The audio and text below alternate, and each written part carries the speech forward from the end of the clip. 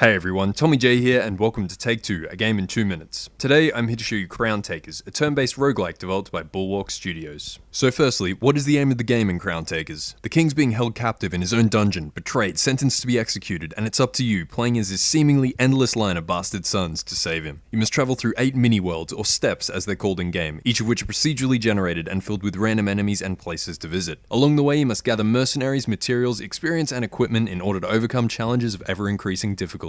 So, in Crowntakers, the controls for traveling are fairly simple. You click the arrow in the direction you want to go, and the game walks you to the next landmark or enemy. You can interact with things along the way, and in doing so find shops, loot, or sometimes a nasty surprise that might just hurt. Every action you perform takes time, whether it's looting, fighting, or even just moving, and since every day all enemies get a small buff to their stats, you need to find a balance between searching every last crevice for loot and pushing on towards your objective before enemies get too strong for you. So within every step there's an inn, at which you can recruit a mercenary, for a price of course. Each have 2 alternate sets of stats and abilities, which you can get by completing simple tasks such as killing 30 enemies with that unit, or getting the unit stats to a certain level in a game, just to name a few. When a unit levels up, you're given a choice of 2 random stats to increase from a pool of 4. Dodge, crit, strength, and health, all of which come into play when units enter combat. Speaking of combat, the game uses a hex-based, turn-based combat system. However, there are some extra things that make it really enjoyable and actually quite interesting. For example, the opportunity mechanic. If a melee unit's in contact with another unit and that second unit attempts to make an action, the first will sense an opportunity to strike and lash out, attempting to damage it before it can make a move. Also, when a unit dodges, it will counter hit, meaning that dodge and otherwise defensive stat actually does have some offensive capabilities. There are also potions that you can use in combat that allow you to move extra hexes, become invisible, gain extra strength, or just get more action points. When it comes to upgrading equipment, you don't just get a flat stat increase like you might in another game. Instead, each time a piece is upgraded, you get an extra rune slot, which can be filled with things like extra crit chance, lower ability cooldowns, extra armor regen, or dodge chance. So Crowntakers has 2 difficulty levels, easy and normal. Normal is a traditional roguelike experience. When you die, that's it. When playing on easy, experience carries over between runs, letting you progress a little further each time, which in my opinion is a welcome addition because this game is quite hard. Remember, if you want to check out the extended video on Crowntakers, click the annotation or the link in the description to head over to my longer, more in-depth series, I Show You Games. Thanks for watching, this has been Tommy J, have a good one.